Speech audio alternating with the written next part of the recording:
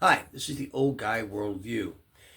At the end of my last video, I made the statement that European nations create the conditions that leads to wars of aggression through their own self-interest and short-sightedness. And I want to expand on that and make some comparisons between European reaction to the rise in initial success of Adolf Hitler to the rise in initial success of Vladimir Putin. So, quick history lesson.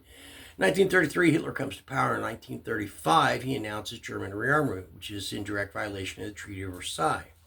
The European nations do nothing.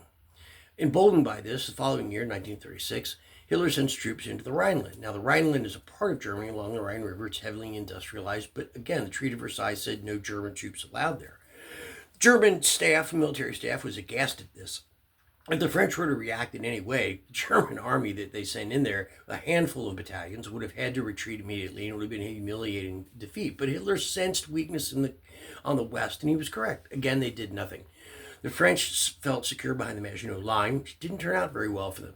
And the British felt safe behind the English Channel, which subsequently did. So, nothing happens. Well, he's emboldened by this, and he senses that weakness. So in 1938, he demands that Czechoslovakia hand over the Sudetenland, which is a part of Western Czechoslovakia with a German minority.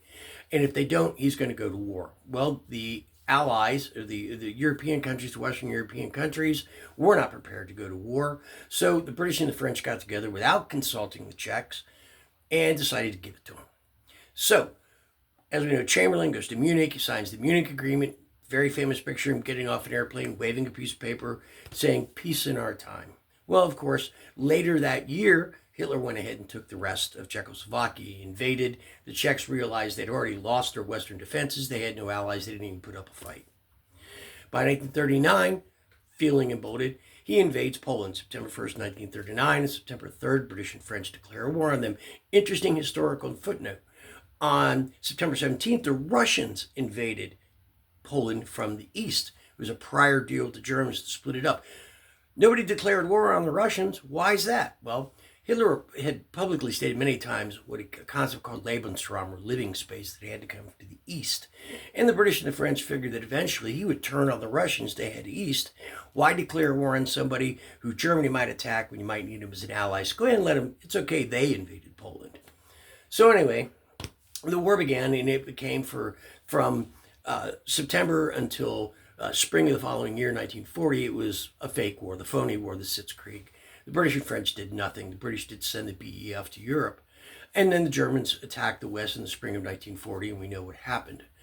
But the parallel there that I want to make is that in the period since 1991, the fall of the Soviet Union, the Europeans have taken for granted that there's going to be peace. So they allowed their militaries to gradually decline. In 2014, Putin, sensing this, invades the Crimea. What did the West do? Nothing. Well, just like Hitler, when he got a bite of Czechoslovakia for free, Putin figured he could get the rest of the Ukraine for free. Now, he didn't expect the Ukrainians to fight as valiantly as they have. Now, since then, European nations have given aid, military and non-military, to the Ukrainians.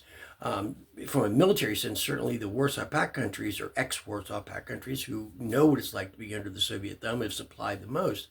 European countries, while they have supplied fair amounts of military goods, tanks, armored vehicles, artillery systems, surface-to-air missile systems, aircraft and such, have supplied just enough to keep the Ukrainians in the fight, while they can buy time for them to build up their militaries. The size and scope of military buildup in Europe right now is amazing. It's hundreds of billions of euros. They're buying time to pay for their past sins. In effect, they're willing to fight the Russians to the last Ukrainian.